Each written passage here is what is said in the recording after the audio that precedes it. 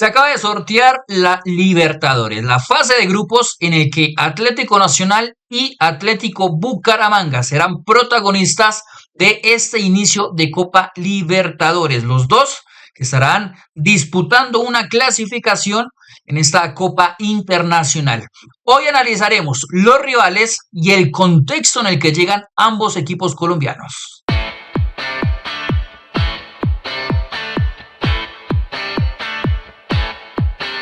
Bueno, Diego, salimos de el sorteo de Copa Libertadores en el que, digamos que Atlético Nacional tiene un grupo parejo, ¿no? Ya hablaremos más adelante de los rivales y Atlético Bucaramanga, obviamente, en su debut en un torneo internacional como la Copa Libertadores, siendo el campeón del torneo del año pasado, se va a medir, yo creo que a rivales bastante difíciles respecto al contexto en el que está actualmente el Atlético Bucaramanga y obviamente que hay una superioridad en cuanto a los rivales y obviamente la inexperiencia que tiene un club como estos en un torneo de esta talla. Pero bueno, empecemos si quiere por Atlético Nacional, que estará en el grupo F con Internacional de Brasil, equipo en el que se encuentra Santos Borré y también Johan Carbonero, que fue el último llamado a la selección Colombia. Estará Nacional de Uruguay y estará Bahía, también de Brasil. Dos equipos brasileños y un equipo uruguayo. Plazas donde ya Nacional, siendo dos veces campeón de Libertadores, ha ganado y que realmente yo sí quiero ver este Atlético Nacional como tal en cuanto a nivel, jerarquía y obviamente en talento en disputar yo creo que es un cuadro bastante parejo en cuanto a competición en grupo en esa fase de grupos para Atlético Nacional. No sé cómo lo ve usted. Para mí, creo que no hay excusa para Atlético Nacional teniendo la nómina que tiene, el nivel que está mostrando en la Liga Colombiana para poder trasladarlo obviamente a un torneo internacional. Me parece un grupo bastante competitivo, muy parejo entre los Sí. cuatro. Yo creo que tanto Nacional de Uruguay, Nacional de Colombia e Inter le sacan un poquito de ventaja a Bahía, porque todos los brasileños por ahí, Bahía es el que, digamos que el que menos roce competitivo ha tenido durante estos últimos años en torneo internacional. Es un equipo que también ha estado en Serie B en los últimos años, digamos que ha descendido en estos últimos años y digamos que de todos los brasileños que había, pues era el más débil como tal. Y ya después creo que la cosa entre Inter y Nacional de Uruguay es bastante pareja. Inter viene, digamos que de ser campeón del Gaucho, tiene muy buena nómina, tiene a Carbonero, tiene a Santos Borré, tiene a Ener Valencia, tiene a Rochet, tiene a Fernando, tiene a Alan Patrick, que es el, digamos que el jugador sistema del equipo de Machado. Entonces, digamos que viene bastante bien el equipo de Porto Alegre y está además Nacional de Uruguay, que ya lo hablamos en off. Sinceramente, hay una diferencia a nivel de Liga Uruguaya entre lo que es Nacional y Peñarol con el resto de los equipos, y yo creo que esa diferencia que ha habido le ha venido un poco contraproducente a ambos equipos, porque en los últimos años no han tenido, digamos que grandes actuaciones, más allá de que Peñarol tuvo una en el último, en la última temporada de Copa Libertadores. La realidad es que es una dentro de 10, 8 participaciones de equipos uruguayos, así que me parece que digamos que el nivel o el roce, el nivel competitivo de los equipos uruguayos en el último lustro ha bajado un poquito, pero pues no deja de ser un equipo muy copero y que todos los años está en ese roce internacional, y creo que Nacional de Colombia creo que puede dar ese zarpazo, y creo que lo más importante, tiene argumentos para hacerlo. Sí, yo creo que los argumentos los tiene en la liga colombiana. De hecho, ya lo hemos mencionado en videos anteriores. Es el equipo que ofensivamente mejor está en nuestra liga colombiana. Por el talento que tiene, por los nombres y también por la estructura, ¿no? Más allá de que haya cambiado el nombre del técnico de Gandolfi, eh, sí se han visto, digamos que una continuidad de lo que se venía haciendo con Juárez, el equipo colombiano, y que ahora obviamente se le está dando un protagonismo muchísimo mayor a la figura de Cardona, siendo el eje creativo del equipo, pero continuando con ciertos matices que se le venían trabajando ya desde el torneo anterior. La incursión de los laterales, que además tiene laterales muy buenos en la parte ofensiva, que además de eso tiene jugadores nivel selección Colombia que hoy por hoy han sido llamados, tipo David Ospina, tipo Inestrosa, y que adicional a eso, jugadores que también ya habían sido llamados anteriormente dentro de un proceso de selección. Edwin Cardona, Mateus Uribe, que aunque no está siendo titular, sin duda es un jugador que en cuanto a experiencia va a sumar muchísimo en ese tipo de competición. Y adicional a eso, un jugador como Morelos, que pues sin duda es uno de los que más suma en cuanto a la parte ofensiva de este equipo de Gandolfi dentro de sus matices ofensivos. Si usted tuviera que ponerle un pero a este Nacional, ¿en cuál sería de cara a esta competición de Libertadores? Yo le pondría un pero de pronto es al tema del mediocampo, de pronto tratar de encontrar la pareja de volantes, porque digamos que tiene buenos nombres, tiene Campuzano, tiene a Zapata y tiene a Sebastián Guzmán, pero creo que por ahí el trabajo de Gandolfi será encontrar, digamos que una pareja ahí de mediocampistas que esté muy acorde a lo que Nacional tiene en el por delante de esa doble pareja y en la parte delantera y de la defensa que tiene, porque más allá de que por ahí falta también encontrar el mejor acompañante en la defensa para Tecillo, creo que tiene dos muy buenos laterales, tiene un muy buen arquero y tiene un gran central como Tecillo, entonces yo creo que será también encontrarle esa pareja tanto a Campuzano como a Tecillo para que el equipo, digamos, que no tenga por ahí esa zona floja en la cual se pueda llegar a aprovechar algún rival. Pero creo que en general, como usted ya lo comentaba, creo que es un equipo que en cuanto a nivel individual, a jugadores, a nombres, a perfiles, a estructura, tiene argumentos para competir de buena manera y que también ha tratado durante la llegada de Gandolfi también solucionar algunos aspectos, sobre todo en ataque organizado y a la hora de abrir bloques bajos. Entonces creo que por ahí el pero está en eso y obviamente en lo que ya comentamos, cómo va a lograr trasladar eso que hace a nivel, esa superioridad y dominio que ha mostrado en los últimos 6 meses en torneos nacionales, trasladarlo a torneo internacional. Sí, además que si usted me lo pregunta, yo creo que le va a costar un poco trasladarlo en un 100%,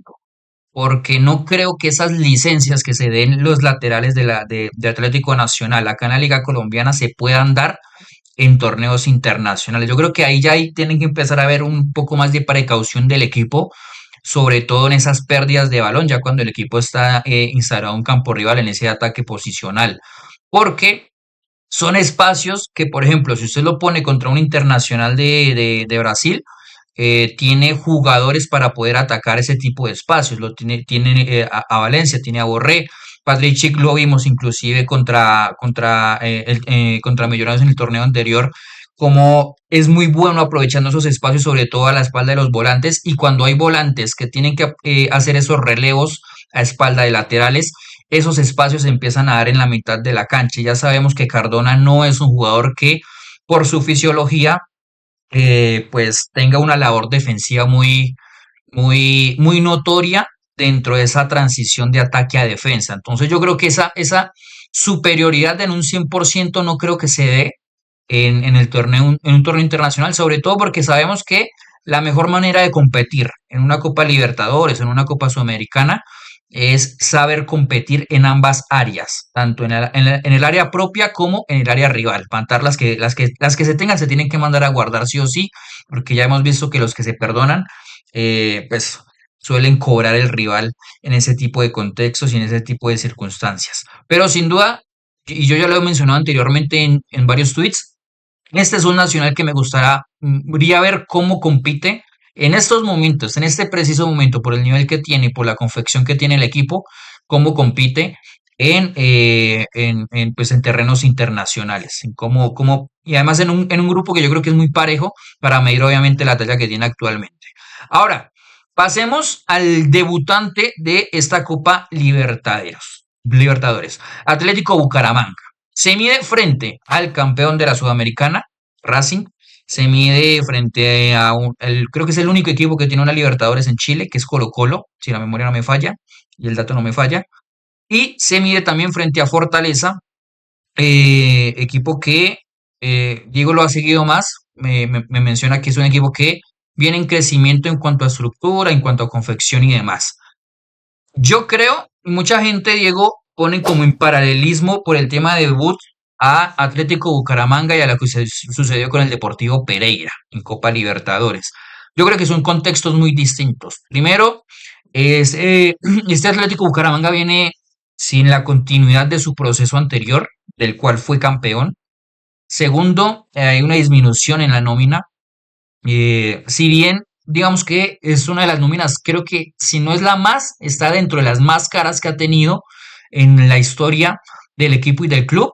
pero yo no sé si en cuanto a talento esté igual, en cuanto a obviamente la confección de la nómina como tal, esté muy a la par a lo que estaba, por ejemplo, el Deportivo Pereira en su momento. Y que actualmente, Diego, es un equipo que no tiene técnico. El técnico que llegue actualmente tiene que llegar a ser realmente casi que milagros con lo que tenga y mirar si el equipo empieza a invertir de pronto en algún tipo de fichajes y demás, porque va a necesitarlo para sobrevivir en la Liga Colombiana y poder competir algo en la Copa Libertadores frente a rivales muy superiores, es la realidad en cuanto a experiencia y en cuanto a talento individual. Sí, la pregunta es ¿a qué va Bucaramanga? Si va a aprender, si va a competir, si va a Exacto. tratar de tener algún rédito económico ganando algún partido. La pregunta está en ¿a qué va Bucaramanga esta Copa Internacional? Yo creo que obviamente lo principal va a ser, digamos que aprender, disfrutar de por primera vez, creo yo, jugar un torneo internacional y creo Obvio. que de pronto es muy complicado, pero bueno, tratar de buscar algún cupo para Copa Sudamericana, porque obviamente, sinceramente, analizando el grupo es bastante complicado y creo que para nadie es un secreto que está uno o dos, diría yo, escalones, con todo el respeto, escalones por debajo de lo que es Colo-Colo y de lo que es Racing, sobre todo cómo llega Racing, por ejemplo, que es el claro favorito a quedarse con este grupo, pero obviamente también está un Colo-Colo que compite año tras año a nivel internacional, que, a ver, sé que soy muy repetitivo en esto, pero eh, uno tiene que darle mucha importancia al roce competitivo internacional que tienen los equipos, porque